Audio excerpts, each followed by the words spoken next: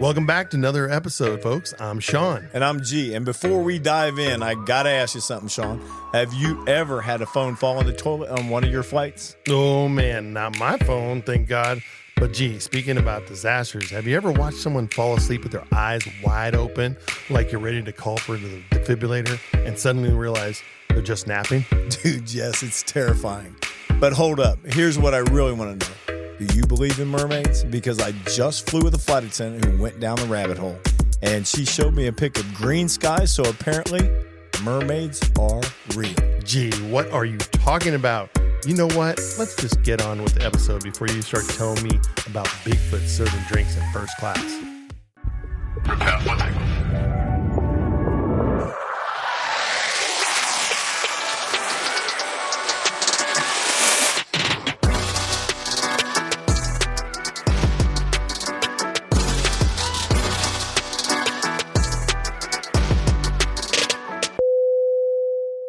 Hey everyone, welcome. This is Cabin Pressure. Do you want to see Shawnee? Nope. Nope. No. Do ya? Yeah, man. Hey, what's been going on? Nothing was going on with you. I'm just getting over that. Do you? Do ya? Yeah. Man, they can just keep going on with that. You know what today is? What's today? Today is Taylor Swift's new album day. Oh my God. What am I doing here? I don't know, man. I got to get out of here. The whole damn world is like going ape shit right now. It's Tay-Tay Day. Millions of Tay-Tay craziness going on. I mean, you know, the marketing genius of that woman is just freaking unbelievable. I wish we had like a 1/100th% on our show. Well, first of all, we'd have to be able to sing. Well, we don't need to sing. I'm talking about the marketing. I don't care. We'd have to do something. Dude, we have to sing. She had a build up to it. Right. Then she had a 3-day launch movie. So it was just a movie just for the fucking launch. And then she eventually, and then she had like Sirius and everything. They had like a build up for a whole entire week, a countdown on a special station just for her. It's insane, man. I mean, they got all kinds of stuff. It was like the anticipation and the build up and everything. That's what we should do. She's got a following, though. Build up to the excitement. Your mom's following us right now. So, hello, number one fan. Hey, that's okay. I'll take one. That's right. She loves you, G. You got to start somewhere, right? So, anyways, man. Dude, I've been, it's been going crazy a little bit for me. I went on a few trips and stuff, and I encountered this. I was talking to this crew member about these, like the reserves out there and like how they, life and all this stuff. And they were telling me about this trip that they're doing. And I was like, I can't believe the shit that these reserves get. That is so crazy insane. Like, I don't remember us ever having to fly like this crazy, but they had a 3-day pairing put together, which for everybody out there who doesn't know what a pairing is, that's our trip that we go on. And then it was 3 days. And then right in the middle of the second day, they get up, they're in they do Santa Ana to San Francisco. They sit for 3.5 hours, and then they do San Francisco to Panama, which is a 7.5 hour flight. Dude. In-flight initiation. Shit happens, man. I mean, literally, they're sitting around for a good almost 5 hours, doing one flight before 5 hours before they actually do this long ass flight. That's a long ass day. Okay, what is the biggest bullshit about pairings? Sit time. We don't care about flying, right? We don't. The second that we put that in they put them in the contracts on any airline where, you start getting paid for sit time, poof, gone. Right. It's amazing. It's pairing parameters. Yeah. All of a sudden they disappear. Yeah. All of a sudden, we don't have time to sit around because we're not going to pay you to sit around. You know a perfect example of that? What's that? Well, your wife, Carol. What's that? Okay. I'm doing a Denver term the other day. Oh, yeah. I take the Denver flight out in the morning. My ass is sitting out there for almost 4 freaking hours. And guess who comes and picks me up? Carol. Yep. Yeah. And does she have sit time? She was commenting about that. Nope. She literally flew in, turned the plane around, did a little walk on the concourse, got back on the plane, sandwich, got a little sandwich, and back on our way. Yeah, it's bullshit. You sat there. No, I mean, because that's exactly the way it's supposed to be. If they got that in their contract. Right. Hopefully, we're going to get that straightened out in ours. But the biggest bullshit thing in flight attendants' lives are sit time. Just sitting around airports. If you love people watching, this is your job because you're sitting around doing it all day long. Right. The biggest thing we love to do is turn and burn. That's it. Turn and burn. Let's get it done. Yeah, we get on the plane, get it. Yeah. Pick them up. Yep. Take them, drop them off. Yeah. Anyways, man, I was also like reminiscent about our service like the other day because we were talking about these new hires. I was flying with this whole crew. It was a whole San Francisco crew I was with, and they were talking about, how they're stressed out about the service, and I started telling them like, you got it so damn good. You don't even know. You don't know what you don't know, I guess. But I mean, you remember? I mean, we used to do like in the economy cabin, like we would have like trays where we put hot casserole dishes. Remember how we would like load all the casserole dishes onto the trays in the cart? Yeah. And then we'd pack the ones that were in the middle of the cart, we'd stack all those meals on top, and then we'd load it to the back. And then we'd go out and pass out all these trays, and then we have to pick up all the trays. It was like, you mean where we were constantly working every freaking minute? Yeah. I mean, like it was like crazy. And then like we had like the sandwiches on board. Like every flight, we always gave something to eat. It wasn't, I mean, even like those short flights, like from Newark to Boston, we were giving out those nosh bags. You're like bagel and salmon in a bag, like. But what's funny is that you start talking like that to a new hire, they're already yawning. Yeah. They're like, yeah, that's not the way it is. That's not how it works. No, because airlines now, it's like a sling and fling service. Sling and fling. That's what it is. I mean, we used to have to unwrap everything, set everything up. Now it's pop top, right? Oh, yeah. You pop the top right off of it. We're serving it. Yeah. Now we used to have to plate it up. Now it comes pre-plated. Dude, back in the day, carving the Chateaubriand. Yeah, in the aisles. Plating up all those things. We'd get the whole like big tray of thing where we had to plate it onto a plate. Have those big butcher knives. Yeah, those big knives. We had all kinds of wild shit, huh? Yeah. But anyways, man, I was just doing some reminiscing, and in addition to that, I started talking about they were talking about this gal. She was talking about how she's in this crash pad and they share a car, and then that took me back to us sharing a car. Oh yeah.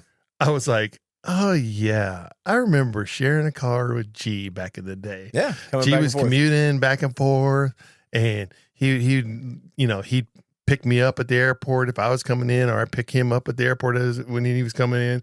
We were sharing one car. Yep.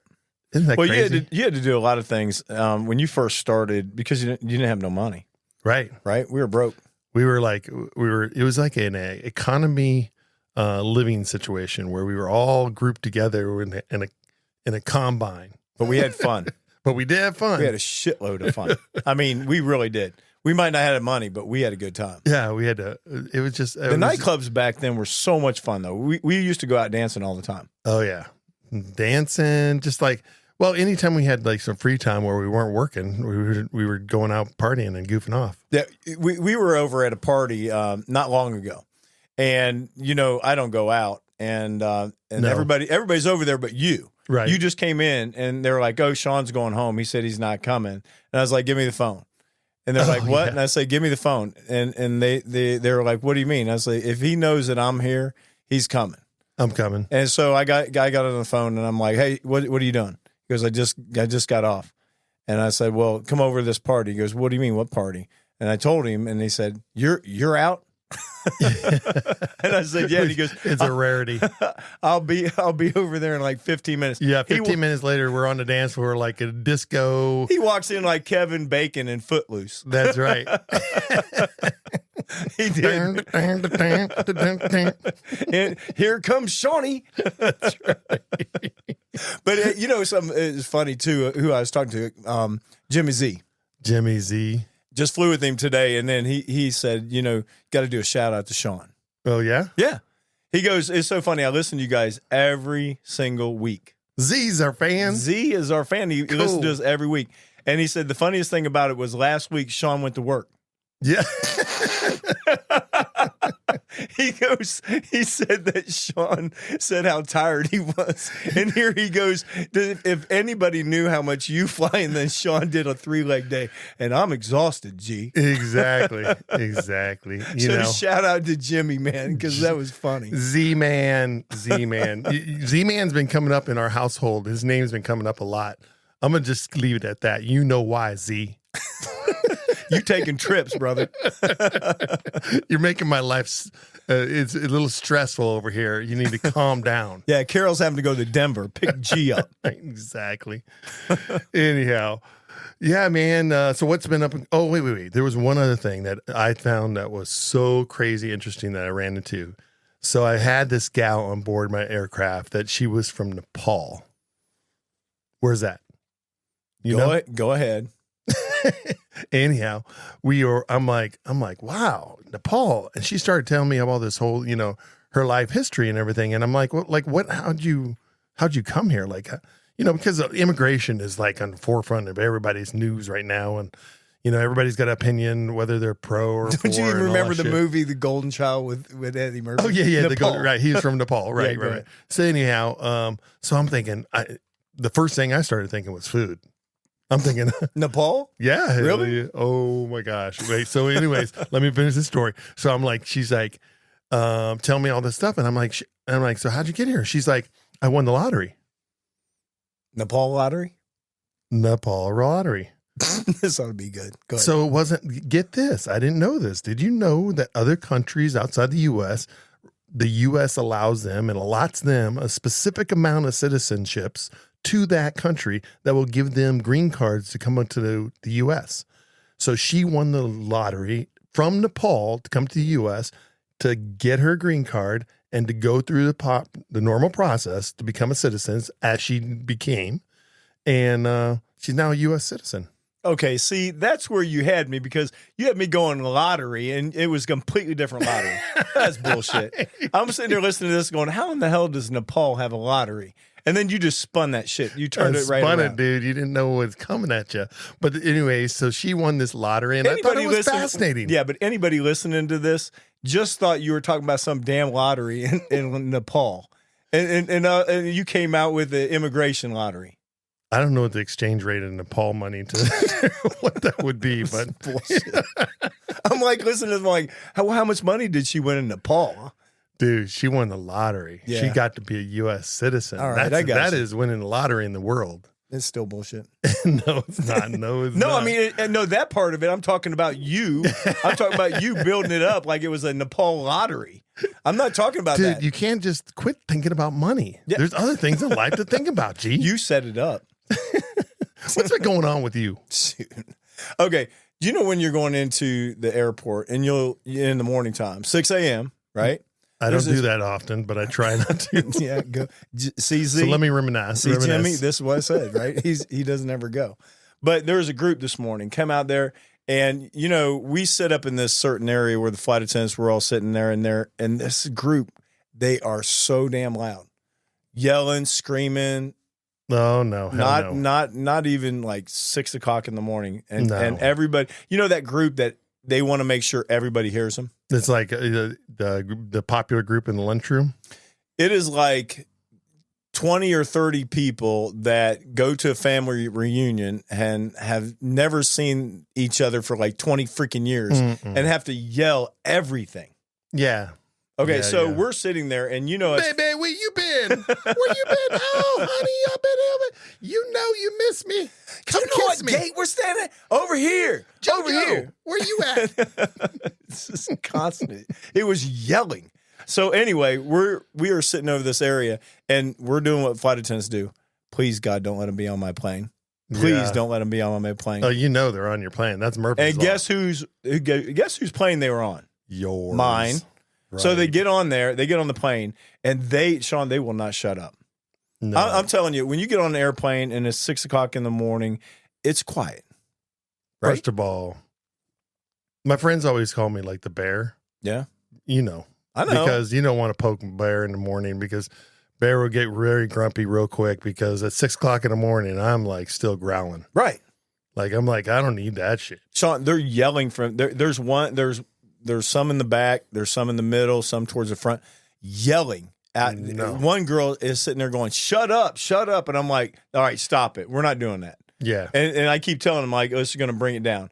And about the third time I said, look, I'm not playing anymore. All right. And then finally the guy said, hey, he ain't playing. You guys better bring it down. I'm like, yeah, you better listen to him because I'm not doing this. It's 6 o'clock in the morning. We're not doing it. And then the guy turns around and he goes, hey, you have a famous person sitting in the back. And I said, who was that? Well, he said it was the Barbie bunny. The Barbie bunny. Yeah. And he pointed to the last row. And I looked at him. I said, she's sitting in the last row. How famous is she? The Barbie bunny that's sitting in the very last row of economy. Well, she's that famous. Now, let me tell you, okay, people, when they do crazy stuff like this, sometimes somebody gets kicked off. Oh, yeah. Okay. Luckily, these guys calm down. They listen. Quiet the entire flight. I mean, it was a church mouse quiet inside that cabin. Every one of them went from screaming to going completely to sleep. Now, as soon as we got in, as soon as we started deplaning, boom, it started up again. It started. You could hear them all the way through the cabin. Yeah. All the way through the cabin. They just had that initial excitement, whatever they were going. They had a big reunion or a party or whatever they're doing, their big vacation together. And they just were like, and then they get on there and they like all fall asleep. Not on an airplane, not at 6 o'clock in the morning. Right. Man, there was this little Jewish guy was like, no. I'm like, it ain't gonna. He was not having gonna anxiety happen. attack. He was. Let me tell you something. He looked like he was going to start gripping his chest here in a minute. Oh no! Because it was that bad. It was that loud. I mean, and they were driving me nuts too. But got it settled down. Everybody's fine. They were completely quiet. Way to take control. That's what we do. That's what we do. So then we go ahead and then I go and I get to meet my crew. There you go. Right. So one of my flight attendants, I love this, and this is the greatest thing about cabin pressure is we talk about everything. Right. So we're in the galley, and Sean, do you believe in mermaids? What the hell are you talking about? Do I believe in mermaids? Yeah, I went there. No. Come on. Somebody's believing in mermaids. Went down that rabbit hole. Oh no.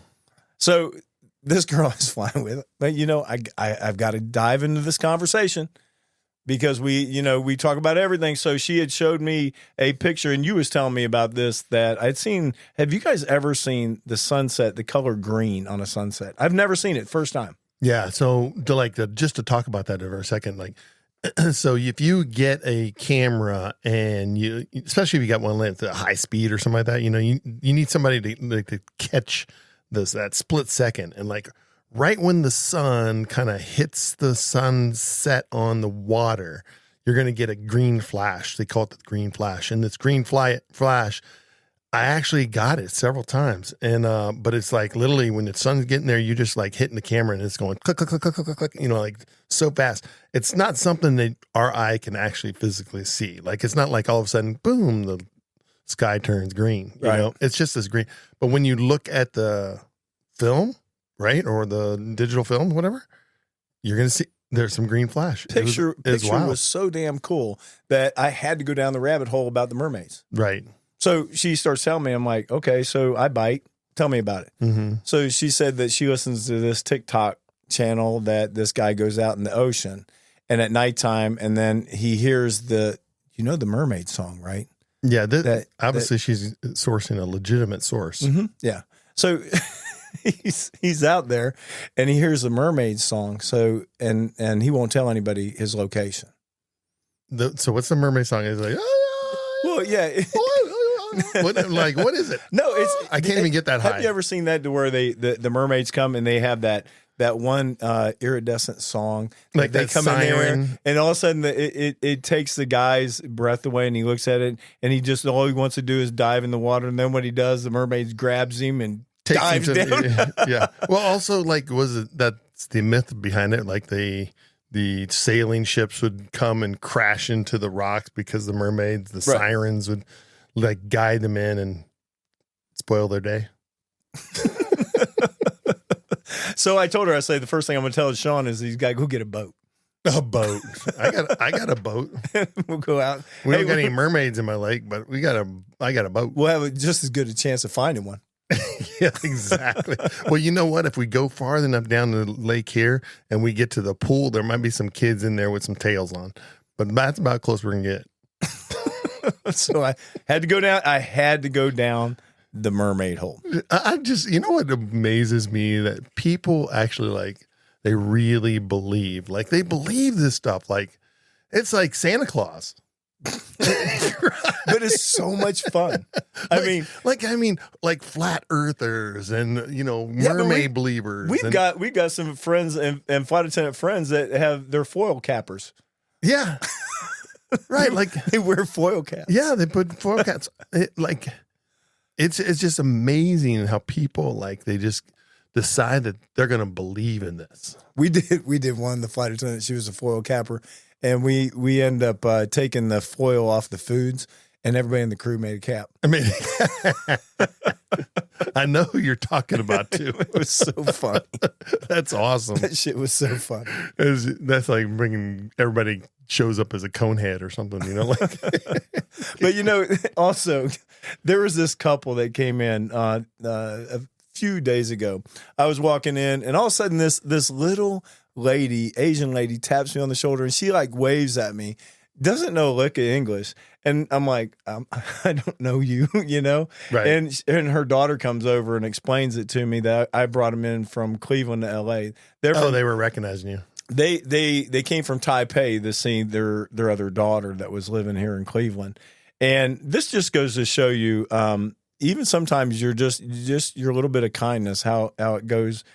Sometimes even by yourself, unnoticed, right? Right. Oh, for sure. So you don't notice it, but just doing something nice for someone, they notice it. Well, she begins to tell me, she's like, "Oh, my mom couldn't stop talking about you on the flight because you were so nice to her." And I was like, she doesn't even understand anything. She said, but she goes, "You were so pleasant." And I was explaining it to her, and I didn't remember her, but right. How cool was that? That's cool. I mean, she's like smiling and everything, and she was like, she just wanted to tell you how much she appreciated, how nice you were. We get a lot of passengers like that. Like then I've gotten that too, where it's like, they come on and it's like this family. They're like, "Oh, you were on our flight, like right. A week ago or whatever," and I'm like, I can't remember yesterday. I don't even exactly. Yeah, I was. Right. But, they had a great time. But they had a great time, and they remembered you and all this stuff. And I had this one family, just this like keyed my memory here, but I had this one family. It was and I want to say it was 3 or 4 years in a row. Every year I took them to Cancun. That happens a lot. Yeah. So they were like, we were like feeling but like the you're our chances personal. of you being there, the chances of you being in your crew is rare. To put it like a unicorn, exactly that kind of. I rare. mean, they were some special people, to right? get Jimmy, me that many times. Shawnee's like a unicorn. Hey, speaking of which, our vacation and stuff just came out, and so you know how much vacation I earned last year? Like 2 days.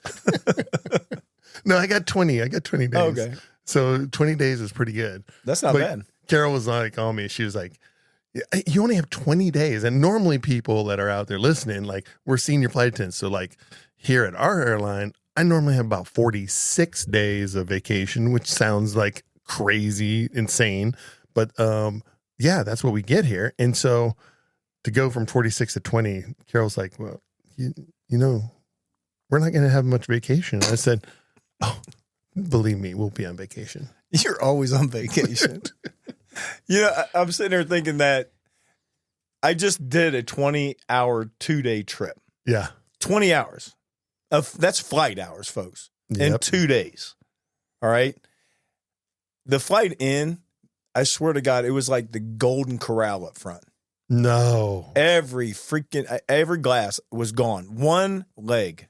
One Dude, leg. I had that the other day too. For you to do that, that's unbelievable. we were going down to Cancun. Dude, they drank from the second they got on to the second they got off. I mean, to the last second where we were like pulling the drinks out of their hand, they were drinking everything. I had to like restock from the back. I had no more liquor. Did you see that Air Canada is going to start giving to them for free? Given alcohol? Alcohol. Wow. That's crazy. You know what the shit you're going to see? We're going to have a lot to talk about. Yeah. We're going to have a lot to talk about. There's some news coming. I guarantee you. There's a lot of stuff coming out of that one. I guarantee you. Right. But then this was hilarious. Do you know when the little kids come on board? Yeah. Okay. Love so it. the family comes on board. Love it. And so you got this little boy's like 3, and the little girl she's like 3 or 4, and then they're the last one's boarding. Right. Yeah. Everybody's waiting for them, and we're like, "Hey, how you doing?" The little boy is just... That's not a little boy. That's a germ bug. He is hacking up a lung, right? And then this is what teachers and shit have to deal with. Right behind him, the little girl is Hackatha herself. Oh, my okay? God. Now, they're walking in like they had T-shirts saying, "I'm Cyrus the Virus and Typhoid Mary." You got that right. I am not kidding you. Dude, were you handing them like those sanitary wipes and a mask to go with it? Hell no. I was watching people's faces. Have you ever watched a whole row of people? A little kid walks in. You know how a little kid kind of spins his head around? Yeah. And he does not put his hand over his mouth. No. And he's like, he's just like turning left and right. And this kid is oblivious. And everybody's thinking, "Oh, Jesus." Spewing germs everywhere. It's just all the way through like, the we've cabin. all got COVID now. Thanks, shithead. I was dying, man. It was so funny. And your sister, too. If you guys could see the expressions on these people's faces, right? They're like putting their hand covering their own face is gonna stop. Some of those them. people probably ask you for masks. It was too late, man. Right. It was too. Cyrus had already went through the cabin. Typhoid Mary and Cyrus has gotcha.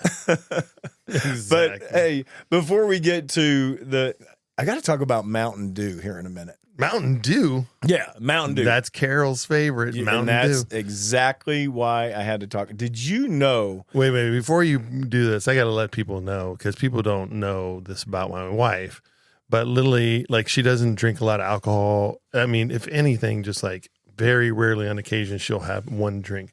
But every day, she doesn't drink coffee. She drinks Mountain Dew. And a certain size of Mountain Dew. And the whole entire base here knows that she drinks Mountain Dew. Like, this is legendary. Yeah, watch this. How many ounces? It has to be a 20-ounce bottle. Yeah, you can't. She only drinks 20-ounce bottles in the morning because she can't. If it was we can purchase a 24 at the store, or you can purchase a 16-ounce at the store. But no, she has to have 20 ounces. He's not lying. And then she has to go get at a vending machine every day, every morning. It's a ritual. It's freaking asinine. But crazy. anyway, I had to talk about this because Mountain Dew was never made to be a soda. Really? Never made to be a soda. It was actually developed in Tennessee as a citrus soda designed to pair with whiskey. That makes sense. Yep, it was the Hartman brothers. Back in the 1940s. I did not know this, and I thought it was so cool because Swinney, she's a big Mountain Dewer. Yeah, right. We have different flight attendants. They love Mountain Dew. Carol is a huge Mountain Dew person. Mountain Dew. I mean, it's in our refrigerator. I have it stocked. Like, if I get to the point where it's like there's less than like 10 cans in the house, like she's having like, I don't know, sometimes she can't even go to sleep. Right. Like, she's like, I don't know if I'm going to have enough now Mountain Dew. You got to get to the store. Hurry up, get to the store. Go buy me some Mountain Dews. I'm having nightmares. Like, I'll go to the store and like a case of like a 12-pack of Mountain Dew can be, if you find full price here around in our area, it's like, it could be like almost $10 for the 12 cans. And I'm like, I'm not paying $10 for a can, 12 cans of Mountain Dew. I just imagined Carol's meltdown. She'd go down to the vending machine and it would be out of order. No, what she does is she looks at me and she gives me that big attitude and she's like, I'm worth it. Well, exactly. She's like, what? Just buy it. I'm worth it. And I'm like, all right. But I'm like, I'm always trying to catch it on sale because they have like those sales that it's like buy 3, buy 2, get 3 free. Right. Okay, now I'm spending $20 for 2.5 cases of Mountain Dew. I'm in. So when I looked at this, I sound like G there, man. I'm getting tight like you. That was a dig. That was I just saw it and I had to take it. That's okay. Jimmy Z, remember, non-flying individual over here. But hey, they had some of the really cool names. Tokyo Tea. Tokyo Tea. That's their version of the Long Island iced tea with Mountain Dew. Yeah. And then they had, look at the Mountain Dew Mojito. Mountain Dew Mojito. A little Mountain Dew with some rum in it and some mint. Mm-hmm. I'm in. Mountain Cider High. Wow. Dew with apple cider. I don't know about that. I don't know about that one either. Yeah. All right, how about this one? This is definitely a flight attendant thing. Dew Jungle Juice. Yes. Yes. That would be a flight attendant. We would be doing that. If we had Dew Yeah. on the plane, it'd be Dew Juice. It would be in Desante bottles. Dew Juice. Bottled by Desante. All right, and then you got the traditional bourbon and Dew. Yeah. That's cool. I like this one, though. Do Me Dirty. Do me dirty. I don't even know what that is, but all right. I'm in. And the last one, Do Tequila Slammer. Now, did you ever do slammers? Yeah. You know I have. Are you kidding me? No, in college, we was in college, we used to do, they called them, they're not Alabama slammers, but No. what they did is they put whiskey with Mountain Dew, slam it on the counter, and you throw have it down. Down it. Yeah. Yeah. I mean, But- I did slammers of all different sorts. Big mouthful of fizz. Yeah. And you're like belching. But hey, Mountain Dew, man, it was not made to just be a soda.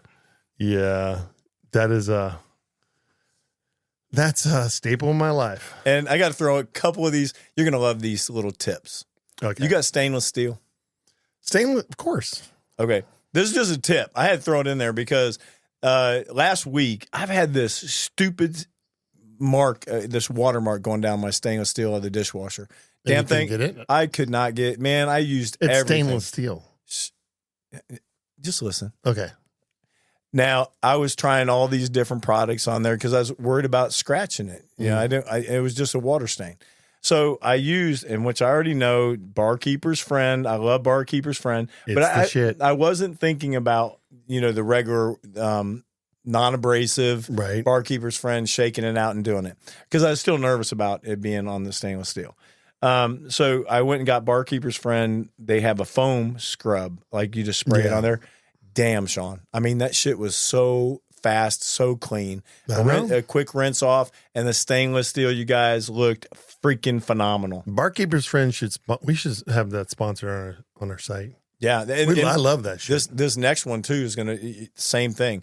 But Barkeeper's Friend, you guys, two of them, right? I mean, both of them, the shaker and now the foam spray. Soft scrub, I use it all. I have it all. The powder, the foam, the soft scrub, everything. But if you guys have any issues with stainless steel, like refrigerators, the stains or anything like that, get Barkeeper's Friend foam, or you could use a shaker because, it is non-abrasive.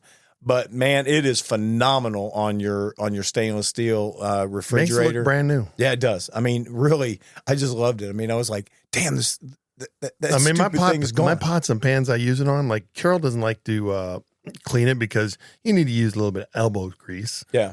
But it's like you get in there and you scrub that stuff and Barkeeper, you rinse it off and it's like showroom. Yeah. Dude, I was like, damn. Now, have you ever heard of Fells Napa? No. Okay, Fells Napa, you guys, for stains in your clothes, especially, if you get anything on your collars or your shirt or anything.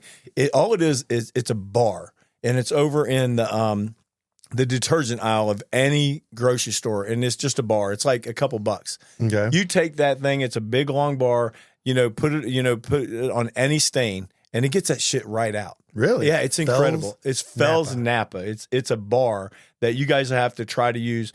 It's a staple in our house, man. This thing is incredible for stains in clothing. Dude, man, like my collars on my shirt, first of all, like the ring around the collar. Fells Napa, brother. I'm telling you, use Fells Napa. It will take it out. I used to have Clorox had this spray many years ago that it was the shit of spray. Like, I mean, you take that spray and you spray it on, you can watch the ring around the collar disappear. Really? It was amazing, man. And then they pulled it off the market. Why?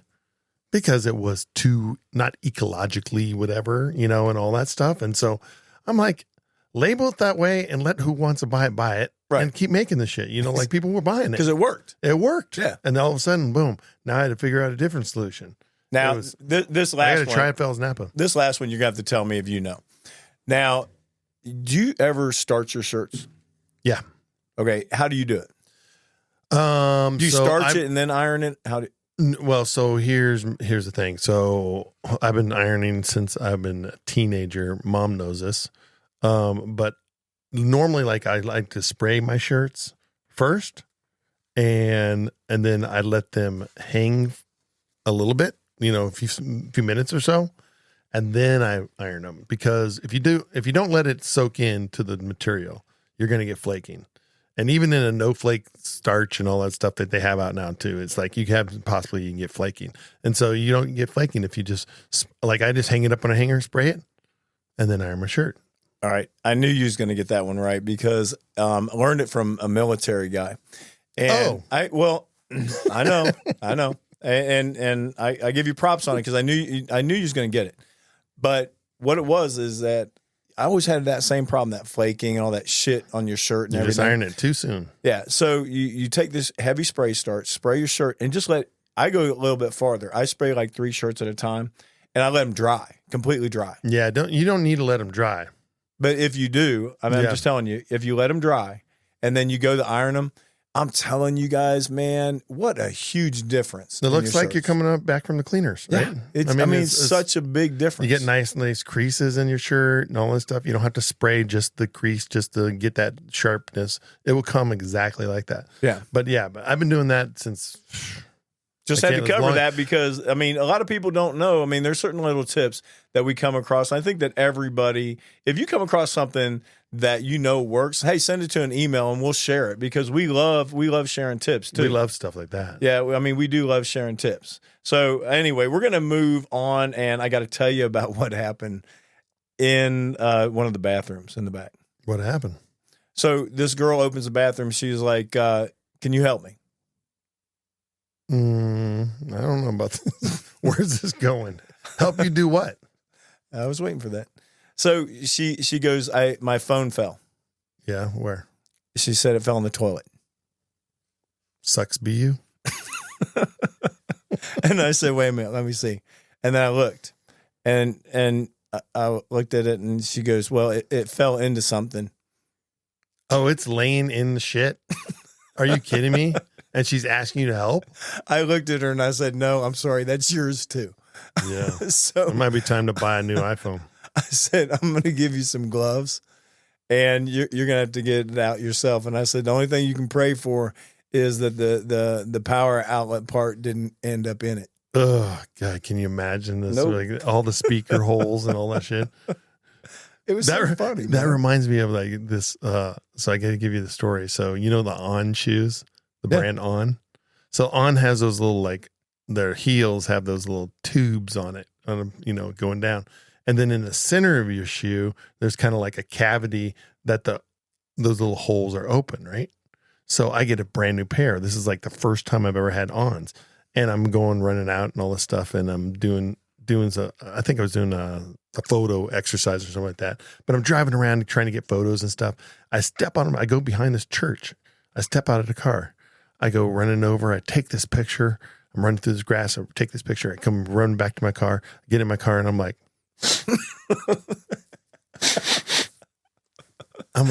oh shit. What the hell is that smell? And dude, just like you're saying, like the phone like falling in the toilet, I stepped in the fucking most recent pile of shit right in the center of my shoe.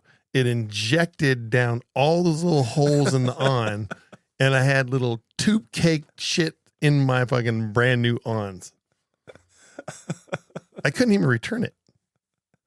Oh, dude. I was like, and then I'm like, so you can't just like scrape it off, right? Like I literally took my shoes off, put them in like a grocery bag and drove home immediately.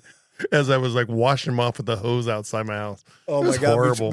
Between you and her phone, my face is hurting. Dude, it was so, it was a shitty situation. I'm just telling you. Everybody stepped in shit too. Everybody's done it. Everybody has stepped in I shit. just was on the golf course like Wednesday, and like I get into golf, like I got my new cart and everything. I get in the car and look down. There's the giant goose shit on my foot and on the floor thing, like green grass goose shit. You hate That's geese so too. bad. I hate fucking geese. God. Kill those motherfuckers. Oh my Anyhow. God. Anyhow, let's quit talking about shit. But anyway, that girl's phone, man. My face is actually hurting because I'm laughing so hard. I'm telling you. That girl's phone is, she's. It was in the shitter. Hey, I would have flushed the shit and just got a new one. I'm sorry. The phone was in the shitter. Great. Screw it. I ain't doing it. There's certain points of no return. Like it's like you've dropped it in the ocean. Oops. It happens on the airplane. Right. Be careful where you set your phone. Right. You can recover your information. That's a wonderful thing about a cloud. All right. Have you ever had a passenger, they have like a crazy way of sleeping? Crazy way of sleeping on the plane? Yeah. Oh, yeah. Okay. Yeah. Have you ever had anybody with their eyes open? Dude. That's scary. We had somebody with their eyes open. And I was like, oh, damn. My dad. Are they used to- dead? My dad used to sleep that way. That's So scary. when I was young, like he'd be sitting there and he'd like, they'd be like halfway open. So it's like, they're just like barely halfway closed, but they never ever completely close. And he's sitting there snoring. So you never knew if he was really looking Right. at you or not looking at you. Yeah. It But was- on an airplane, their eyes are open, and you start wondering. I was like, are they breathing? Yeah. CPR? Yeah, because it's like Defibrillator? it's that glassed over look too, Yeah. you know. So it's like you don't know if they're like really with you or not. Could you imagine if you were, say that you were dating somebody, right? I ain't dating that shit. No, I'm trying just to- telling you right now. You're dating them, right? You first time sleeping with them, and you're like, oh man, that was a good night. Sitting there, and we had a lot of fun. You know, you roll over, you look, and all of a sudden, eyes wide open, looking at you. dude, that just reminds me of a saying: "Coyote ugly." Coyote ugly. You're getting out of the bed. If nobody knows what coyote ugly is out there, that's where you wake up, you got somebody under your arm, and you're having a situation like that, and they're so ugly you just chew your arm off That's like horrible. a coyote But this person, I swear to God, to I get thought, away. I thought we was gonna have to get the defibrillator. I couldn't tell whether they were actually alive or dead. But I've had that before at nighttime on a plane. That's scary as hell. You see them at night and the eyes are open. Dude, It's like a horror movie. eyes are like I love eyes. Like I love when you see like pretty eyes, right? When you Right. see people that have like, especially for myself, females with pretty eyes, I'm like, wow, you know, I could sit there and stare at those eyes like, oh, there's that. But then there's some eyes that scare me, and those are like half open eyes when they're sleeping. And the number one scary one to me are those bulbous eyes. You know, those ones that were like, they look like they're literally popping out of their head. That's what hers were. That lady's eyes at night, man. They were like literally popping out of her head. Like, you know how those people like can actually squeeze their eyes and their eyes literally pop out of their socket? Yeah. Have you ever seen that? Now imagine that at night when you're doing a check. Hell no. You're doing a cabin check, and next thing you know, you're seeing that. Dude, that's like some scary mermaid shit. Exactly. They get you down and call you in and all of a sudden pop out their eyes and look at you. Hear the music. All right, man. We got to talk about hotel layovers. So, you know, when you go in a hotel, what do you do? Do you normally just go in and park your stuff and then start Now we're unloading? right back to doing the shit. It's routine, man. Like you get back to the room and it's like clockwork. You got to do your business. So you don't check it first? You just go in there and... Dude, sometimes it's like, you know, you got to go in there and like, I'm ready to go. But no, I do check my rooms. Yeah, so you blow the room up, then then you go check it. Whoever's in there is going to get out. You got to have procedures here. How to See, like, clear your room. I'm going for like checking the room, and you're going for taking a shit. Are you kidding me? Seriously, you're Dude. like any flight attendant that walks in the room. All of a sudden, they close the door. That's right. Trap gas is a bitch. It's painful too. Don't like We should have like a segue right there and during our show where it's like a trap gas commercial. Anyway, when I go in, I've got this routine though. I park my bag. I don't even look. I go check for body hair. I got to check the showers. Oh, gotcha. Because what I found is like, remember I told you in a podcast a long time ago, I was sleeping and I found underpants underneath. I was sleeping at night and they were stuck on my foot. And you don't remember being with somebody? Not funny. Not funny. The maid just remade the bed. Somebody's underwear was in the bottom of the sheets. It was straight nasty. So from that point on, I check every freaking room. And if I see body hairs in the shower or on the bathroom floor, I take a picture and I'm out of there. If I see the toilet, any body hairs or anything, I'm out of there. I check the water pressure. I check the toilet. I even check and see if the hairdryer is going to work.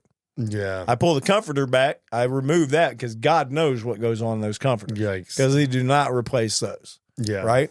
And then I do a carpet check and make sure that there's nothing fun on the carpet. High-tech, intrusive sweep of the room. Sean, if you had somebody's underpants on the bottom of your feet in the middle of the night and they weren't yours, yeah, you might either check. You've had a really good night or you've had something really nasty go on. Did I tell you that they were not mine and Yes.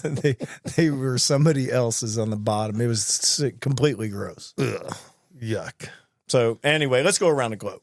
Around the globe, man. They had this 18-foot freaking tuna that it swum past. Now, don't bring the mermaids in it, but they swung past this oil rig in the Gulf of America. Right. Possibly the largest ever filmed. And it was a tuna. A tuna.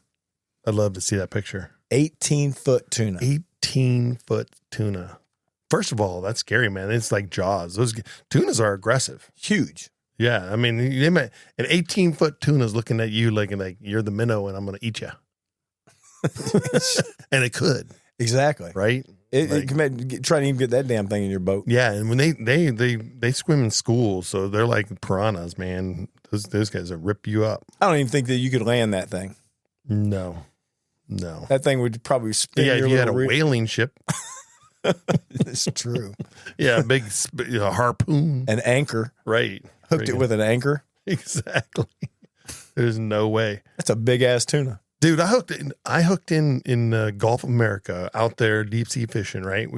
I hooked into one of those what's those big huge they look those weird looking Tarpons? No, not tarpon. They're those like I'm trying to think of the name of the fish. It's like this big it's like one big giant flat fish. They got little tiny lips.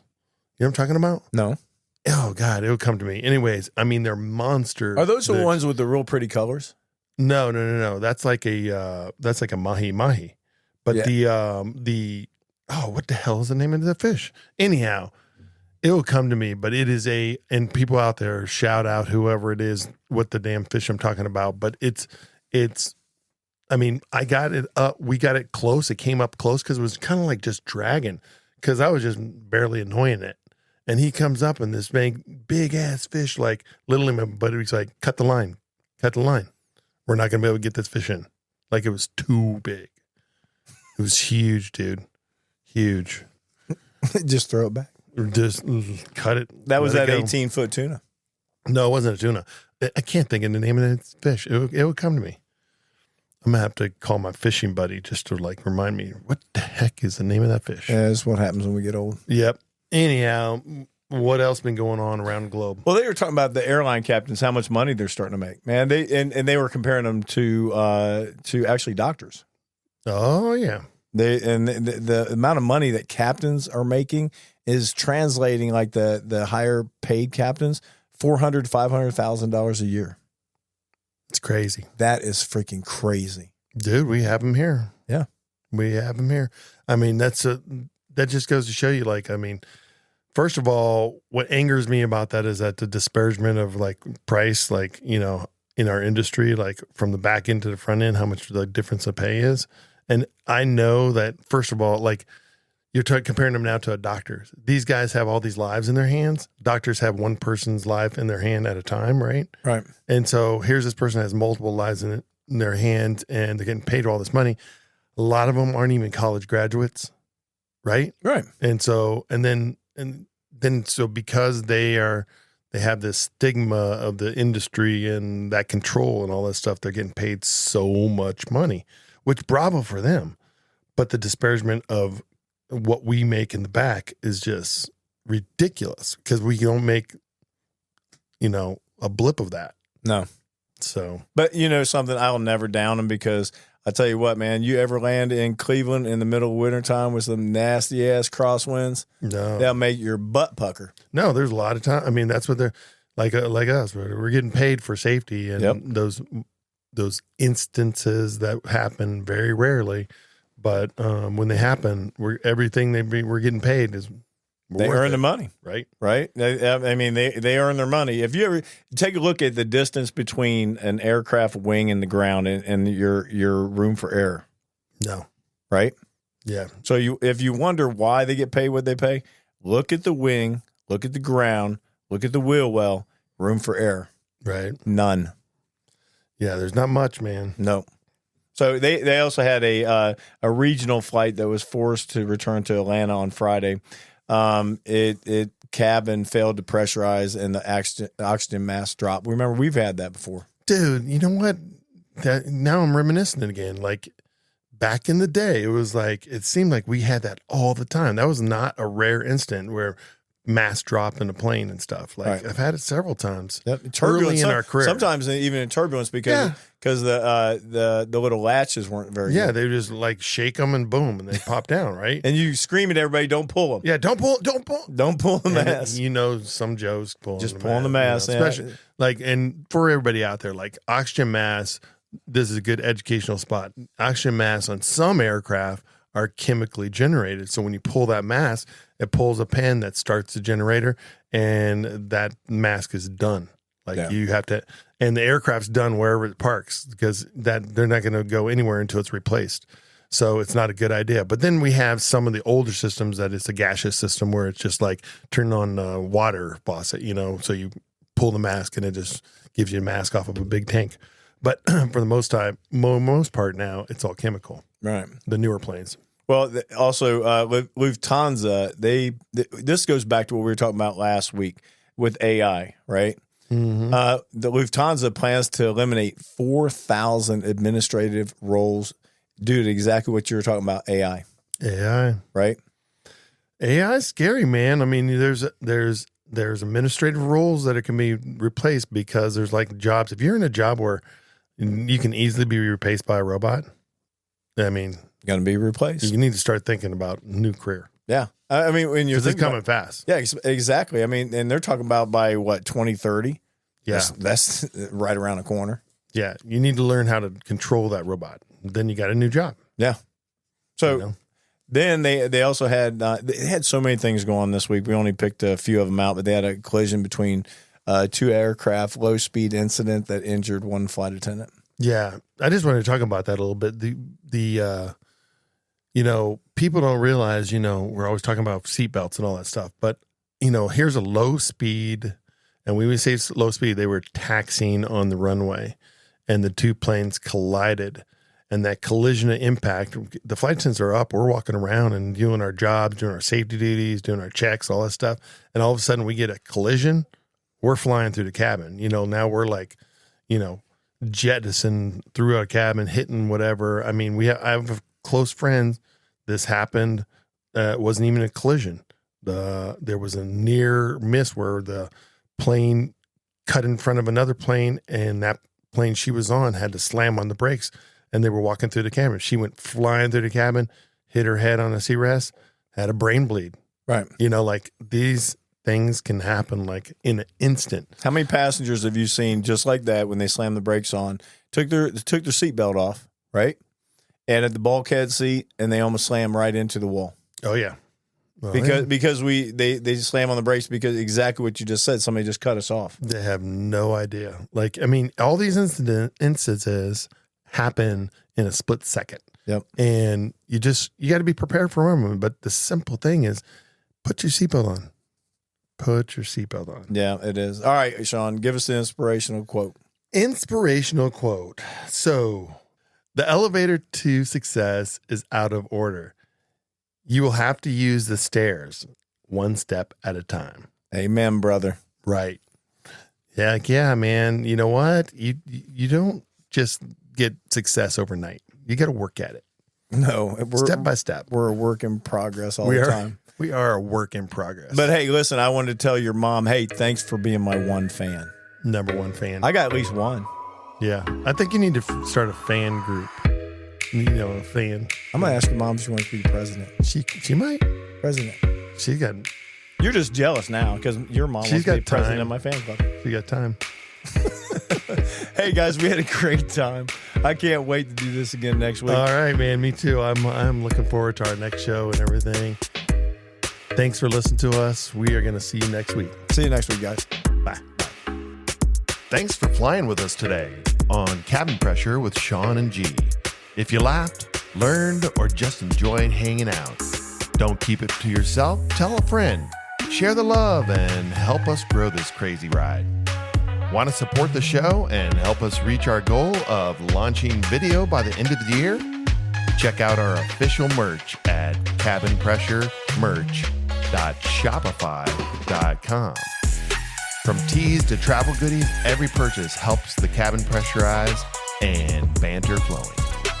Until next time, keep your seatbelt fastened, your tray tables up, and your sense of humor on standby. Bye.